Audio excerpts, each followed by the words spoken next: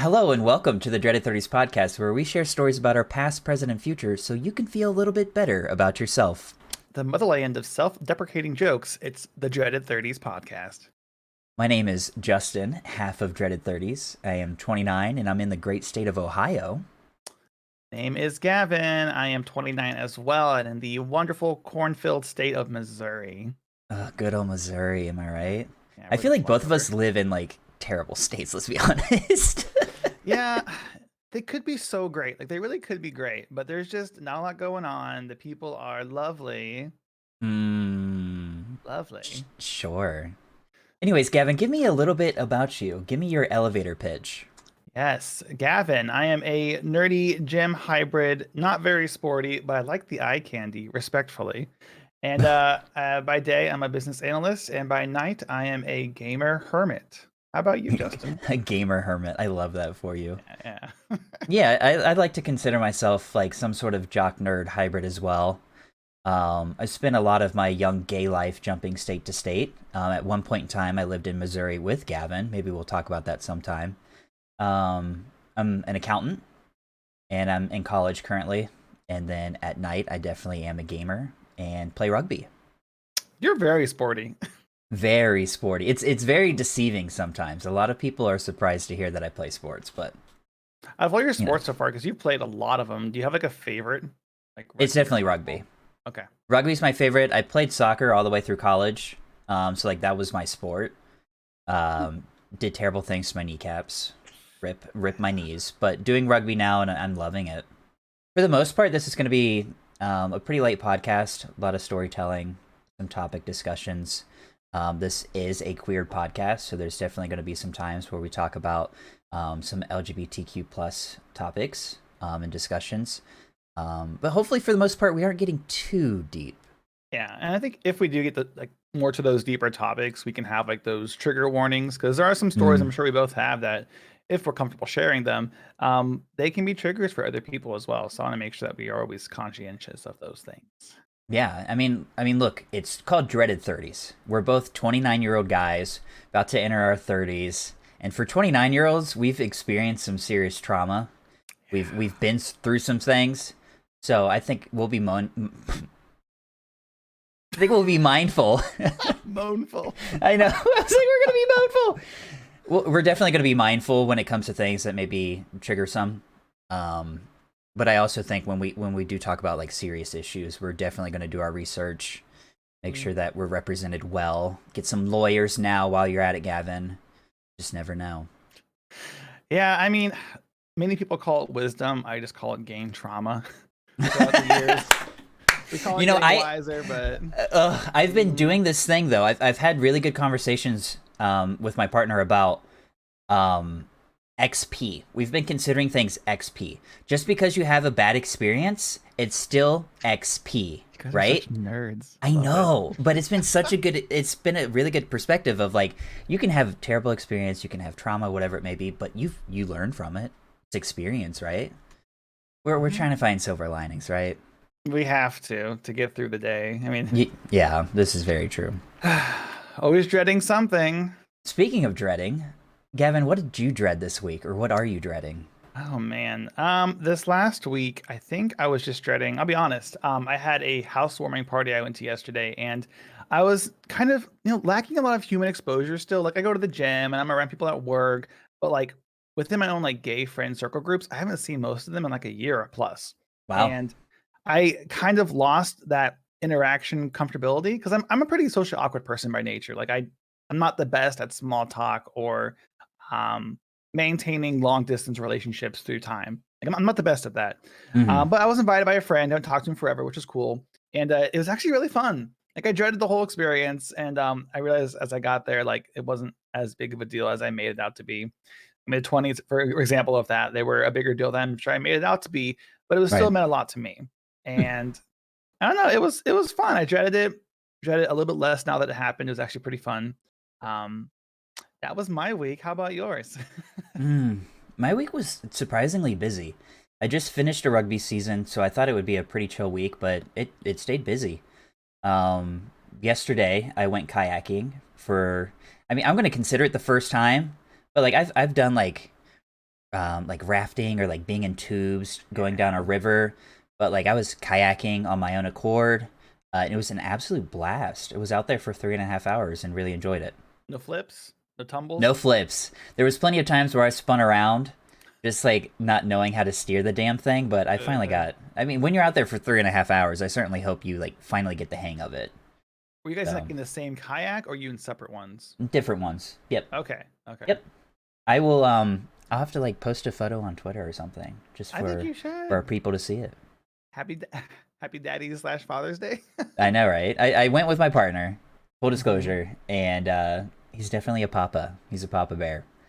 So it was like, it definitely wasn't like a Father's Day thing, but we can always joke and say that it was because he is kind of my daddy. But Hey, that's beside the point. Let's not get that deep. We're way too early into this podcast. relationships. What are those?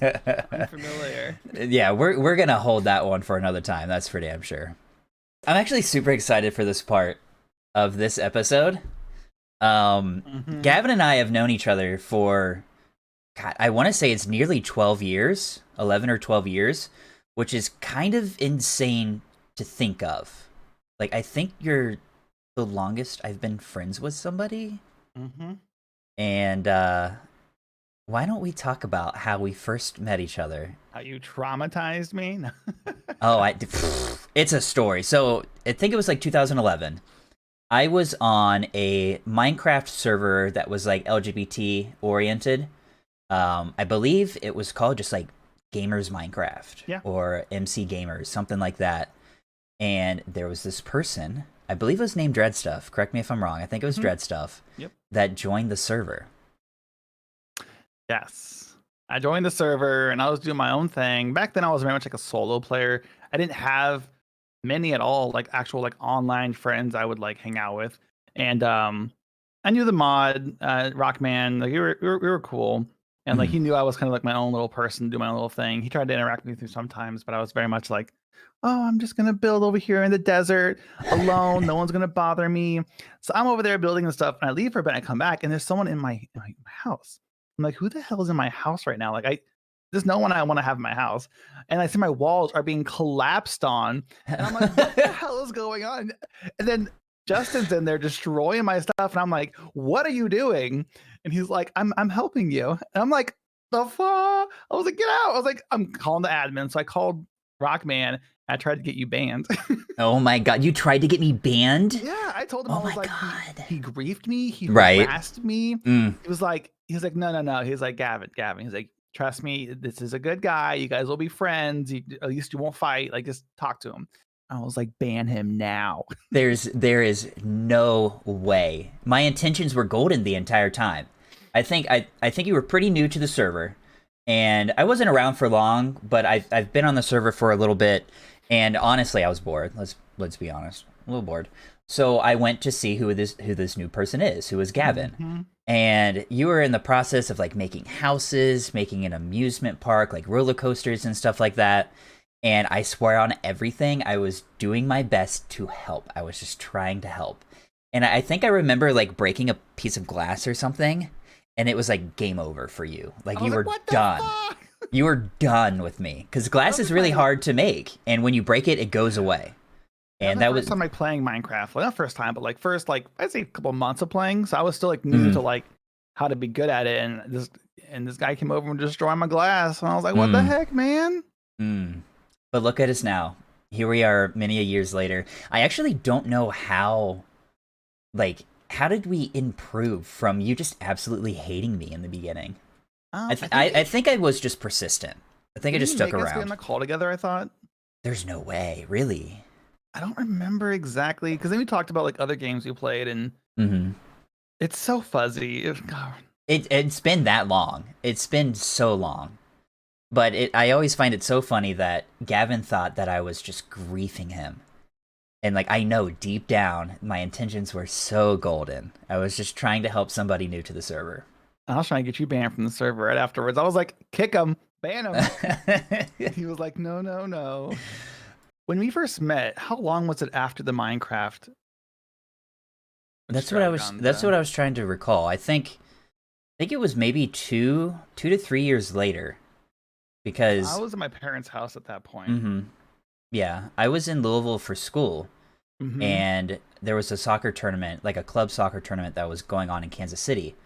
And the second I found out about this tournament, I was like, I have to go because it's also the perfect excuse to meet you, to actually meet you in real life. And I think like we've done video calls before, Yeah. we Skyped a lot, so it's not like we've seen each other before. It wasn't this grand reveal.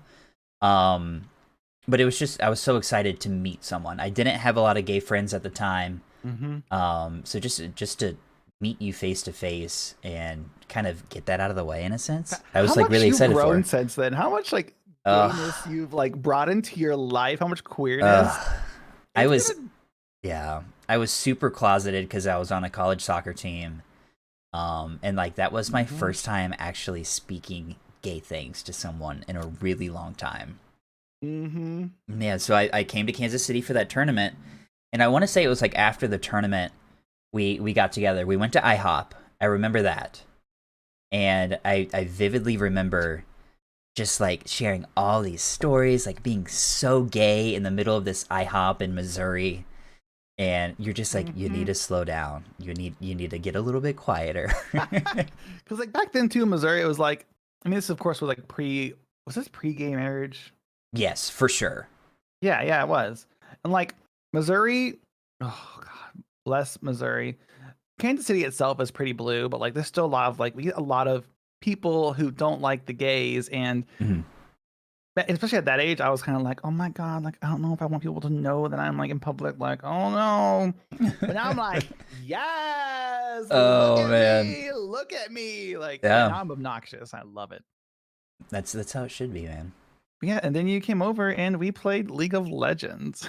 Yeah, I'm sure there's gonna be people out there that thinks something more than League of Legends happened, but let's be Oh, honest. Like it, League of Legends, we're nerds, diehard nerds, and it yep. was just straight to the house to play even more League of Legends. Are we surprised? Is Are that we really a really surprised? surprise? No. Unless, no, I'm just kidding. We got 2 weeks of the podcast in June, right? Pride Month. So next week definitely we'll get super gay. But we Mm-hmm. are a queer podcast, so we figured at least for our first episode we'd talk a little bit about things, and I think a good one to start with is a coming out story. Yes. And Yes. for me, um, I was at a New Year's party in 2010. So we're talking December 31st, 2010. Mm-hmm. And I was at a New Year's party with a bunch of gay bears. A bunch, like too many for one building, but here we are. Fun. And it was like my first time at a party like this. I was like newly out of the closet to my friends, and it was a blast. I had an absolute blast. I got to kiss bears when the ball dropped. Like, talk about a better New Year's than that. There isn't one. Mm-hmm. But the issue was people tagged me on posts on Facebook, and my Ooh. mom wasn't friends with me on Facebook, but she was looking through my brother's Facebook because him and I were friends, and she saw where I was. And I just want to throw in really quickly, my goal for the new year going into 2011 was to come out to my family. So January 1st, 2011, my mom texts me and she's like, "We need to have a talk. I saw where you were yesterday and it's not where you said that you were going to be." And I was like, "Holy cow. My goal for the new year is going to happen on the very first day." Mm-hmm. So I go and see my mother. We get in the car and we drive to Wendy's to get food. Not sponsored, unless. And I just tell her. I was like, "Yeah, I was at a party with a bunch of gay guys and I'm gay." And she grabs her sunglasses and she throws them on fiercely just to hide like her tears. Mm-hmm. And I'm just, I give her the spiel of, I'm the same person that I've been for 18 years. This is something really small. It doesn't change that much about me. Come to find out, it does change a lot. But I'm still me. There's nothing different about me. And she was okay.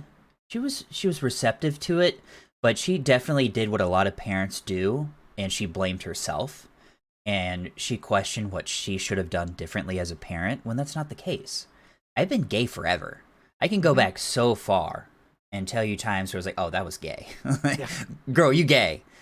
Um But yeah, that's when I came out. I told my mom driving to Wendy's after a New Year's party.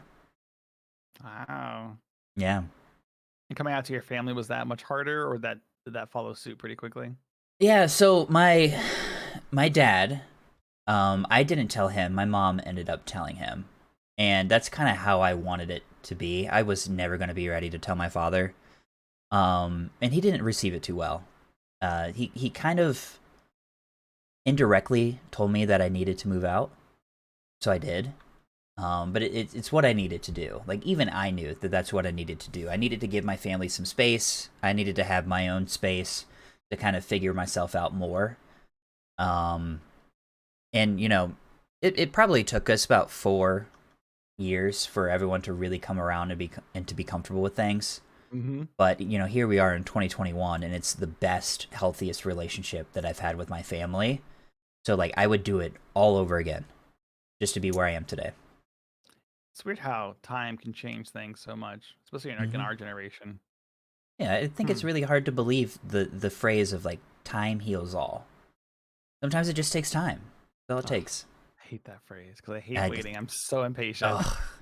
It's 2021. Everyone wants instant gratification, but sometimes you gotta wait. You gotta be patient. Now. Mm-hmm. Mm-hmm. Enough about my story. Tell me about yours. I don't know this. I'm so fascinated to know it. I've never told you. I mean, I think I've mentioned pieces before, but yeah, I'll just first came out to like a girlfriend of mine when I was like in middle school. She Oh. loved it and she was like, "Yo, I have some of these really gay manga comics. You're gonna want to read these too. Like this will help you understand how to be you." And I was like, "Okay." So Okay. there's one called like Gravitation, super gay. It's super gay, and I was like all about it. And my parents saw me reading it, and they were kind of like, "What are you reading there?" And I was like, "Oh, nothing, just anime." And they were like, "Oh, okay, we don't care then." So like Mm. I was kind of discreet about it back then. That was around like, I don't know, 14, 15. And then going to high school, I was like freshman, sophomore year of high school, I guess. And I met this guy.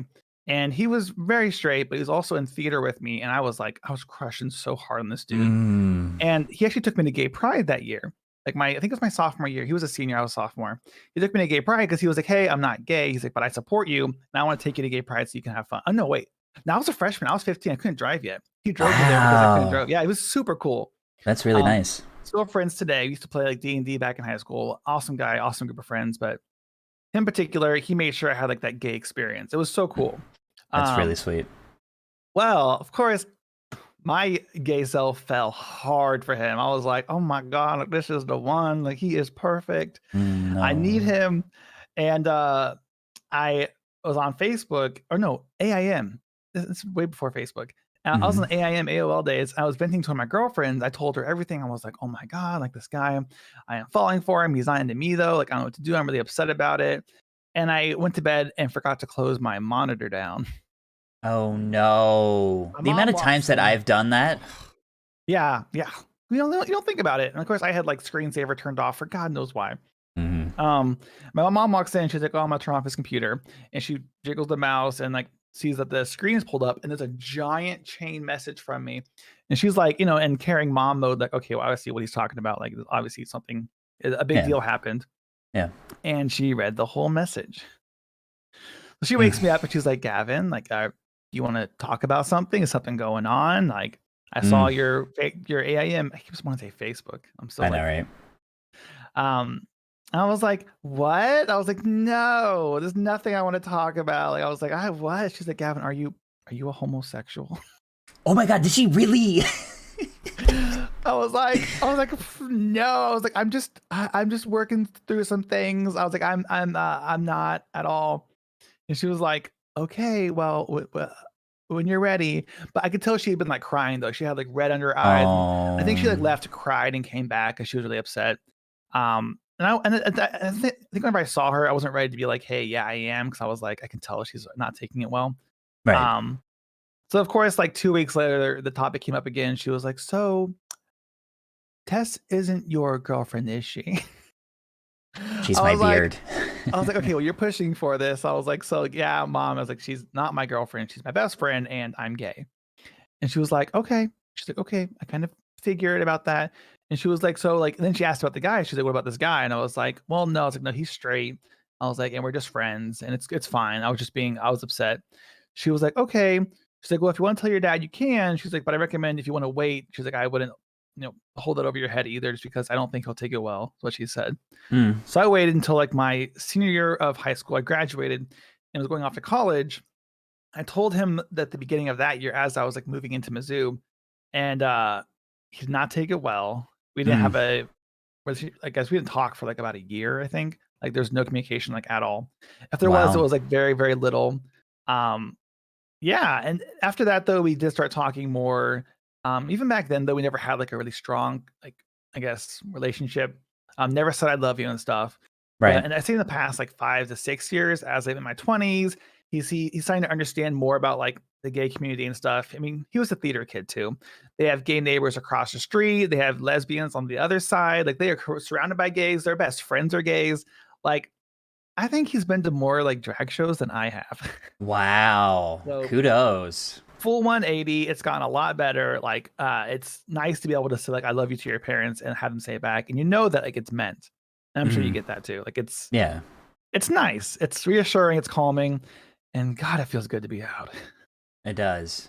It does. I like commend your mom though. From freshman to senior year, not saying anything to your dad. Like that's pretty wild. And she wanted to give me the chance to do it. She was like, which she kind of said like she's pretty sure that he knows. Like I was that kid back when I was younger, wearing dresses, playing with the Right. stuff. Like it wasn't a surprise. I love feminine things. Like I love femininity. Mm. So, which not that that means you're gay necessarily, but in my case, it did. Yeah, for sure. I think one of my first telling signs to my family was wanting, like, so bad, wanting to buy a Ken doll. And I was like so embarrassed to ask. I was like crying when I asked, but I Mm. wanted this Ken doll so bad. I wanted a doll. So I went and got a Ken doll, and he was a pizza delivery Ken doll. Like, damn, I had kinks early. Double sausage. You knew what you liked. I liked pizza. I mean, yeah, that's always been true. Mm-hmm, I don't know. mm-hmm. I can't remember why I picked that one. I just think there wasn't any other Ken doll at Toys R Us. Rip Toys R Us, by the way. Oh, rest in peace. I guess I was never like a doll person necessarily.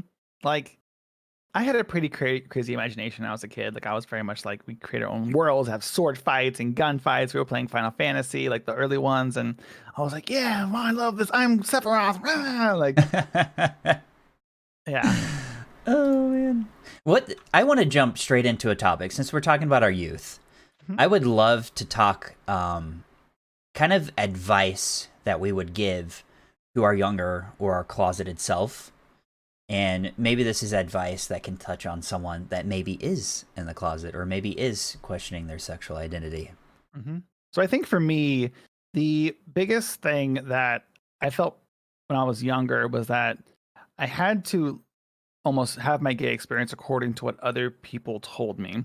That if I wanted to be gay a certain way, you had to act a certain way, you had to say things a certain way. Um, it wasn't until I was more, I guess, aware of like what I wanted, who I was, as I was going to different kind of gay youth events and growing up in the gay culture, I kind of realized that there is a lot to learn, and it's kind of hard to learn. And I can understand why now it's harder for people to who are in the closet to almost want to come out because there's just so much going on. Right. The pressures of it, the stresses of it. And what I would tell myself if I were younger is that don't hurry, don't rush. Like there is honestly no like hurry to come out or to meet other gay men or jump into relationships. I think I had a lot of bad examples in the gay community of what a healthy relationship was. Mm. I never really saw many happy gay couples. It was always off stress, and it was a lot to deal with. And I can see how a lot of times it's harder to come out now based on the pressures people have, or they feel like they have to act a certain way. Um, I don't know. I feel like gay culture has definitely evolved in good ways in different parts, but I still feel like it is harder as an older gay man to kind of live your truth when you're told from so many different directions on how you should live it. Um, I would say it would be nicer to grow up being gay in this day and age because there's just a lot more opportunity for, growing into yourself, people are coming out more. There's more gay acceptance in like high school and stuff. Because I was bullied. Like for sure in high school, I was bullied for being gay. I was the one gay kid at my school, and like I had every now and then things thrown at me. I was called the F word, and that'd be a good conversation one day. Is the F word. Yeah, for sure. And Wow. like, yeah, it was hard. I mean, I had a lot of support from like teachers and friends, and I would like I knew a lot of people to where I could like feel not unsafe, but I was harassed like in daily, almost in like in the locker room sometimes. Like it got pretty bad. Yeah, I respect that though. I think it may be a little bit better now, but I know back then and like even before when we were in school, like if you were to come out or to be known as gay in high school, like you're going to get harassed. There's a good chance you're going to get bullied. So like I respect you so much for enduring that for your entire high school life, right? Pretty much. Like everyone like knew an idea that I was gay by like freshman year of high school. Like, and I pretty much just said, you know what, like fuck it, like I am gay, and people come at me and say, are you queer? And I'm like, yeah, I am queer. Like Mm, you can't hurt me if I accept myself. yeah. Um, I was a much more like smaller build kind of person, so I wasn't like that intimidating. So like people felt confident, saying those things to me. Right. I think that's like I said, I respect that because that's something that I know that I would have never been able to do. Um, I probably knew when I think I knew for sure when I was like a sophomore. Like things for me internally changed so much as a sophomore. Mm-hmm. Um, but I think my biggest issue and the advice that I would give to my younger self is I was so ashamed of it. And I would tell my younger self to not be ashamed for having different thoughts and having different feelings and to kind of embrace them and listen to them. Um, I refused to tell anyone for such a long time, and it felt like there was such a burden over my head. Um, and I always felt like I was doing something wrong. I always felt like something about me was wrong or that my actions were wrong. So I was always like a good kid. I stayed out of trouble as much as I could because I always felt like I was still doing something wrong. And that was me being gay. I may not have known the words necessarily or known to consider it as gay, but I knew something was different and I was super ashamed of it. And instead of listening to myself and my feelings, I would push those things away and not necessarily address them. Um, and everything, thankfully, everything changed for me my senior year. Mm-hmm. I met two closeted lesbians. Bless them for coming out to me. I don't know why. I mean, I'm not gay. Like what? What? But they must have known something was up, and they really helped change my life. It helped me find someone to talk to and make myself more comfortable with myself. Made me feel human, which was super needed. So yeah, definitely do not feel ashamed for the way that you feel. It's not a bad thing. Not. Mm-hmm. It's hard because I feel like at our ages, at those ages for us, there wasn't a lot of gay exposure. Like Mm-hmm. ways for us to get information about what it is we're feeling. How come when I'm kissing this lovely female that I'm dating, why do I feel nothing in terms of like chemistry that spark? There's literally nothing. And all the girlfriends I had, like, because like they were wonderful. I love them so much. They are my girls. But there wasn't that spark I was looking for. And I was like, what is missing? Until I saw like stuff online. And I was like, oh, Mm. that's where that goes. Oh. Yeah. And I was like, okay. It's like, what, what is this feeling? I totally agree with you. Mhm. I had girlfriends in high school and I remember I went back to this girl's house and like we kissed for a little bit and I think she like assumed that I was going to get excited Mhm. from such things and I was not at all. And I share the same sentiment of power of AOL dial-up internet way back when. Shout out to those that know what that is. Um, Finding websites like gay websites and realizing that such things like this excite me. Oh, And I took was me like, 5 minutes oh, to load one picture or 20 minutes for mm, a 30-second clip. yeah, like, you want to talk about instant gratification? AOL dial up makes you humble. Humble. Those LimeWire tears. Mhm. Canceling a 99% download, gotta start all over again. The worst. Oh, the worst. Not that Or I ever did someone that. picking up the phone and calling someone, and it interrupts your connection. Ugh, the amount of Oof, times that has happened. painful. Do you feel like if you were younger, you would have come out sooner if there was more gay exposure? I want to say no. And I think that my answer is no because of my parents. My parents are from Southeast Ohio, Kentucky area, and that's just like, that's a hard no. That's not something that you participate in, let alone identify with. Um, and I think even if I saw positive gay things, I still feel like I would have heard my family say negative things about it, and that would have like counteracted any sort of positivity. So I love that there is so much exposure nowadays. I love the amount of companies and TV shows and social media outlets that are super LGBTQ positive. Like we need that. I just don't think it would have changed me personally. Yeah, I want to segue into that topic of corporations supporting Pride because I actually Mm, love it as well. Like I know people don't like it, but I love it. I know people hate it. They say they're what's it called when they're just crying out for attention for social stuff. I forget what it's called. But I don't know, would you prefer the opposite?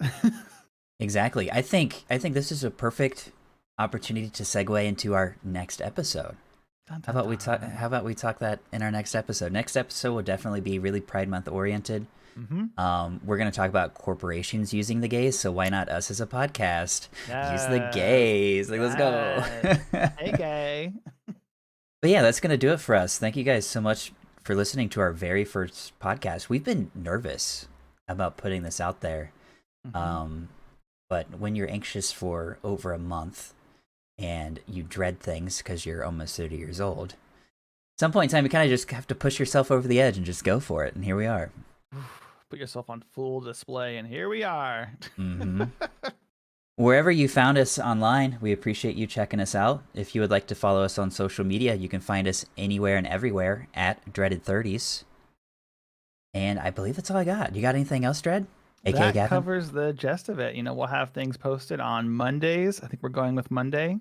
Mm-hmm. Yep. And yeah, catch us on Twitter for any active updates and changes. Sweet. Thank you guys so much. And y'all have a good day. Bye. Bye!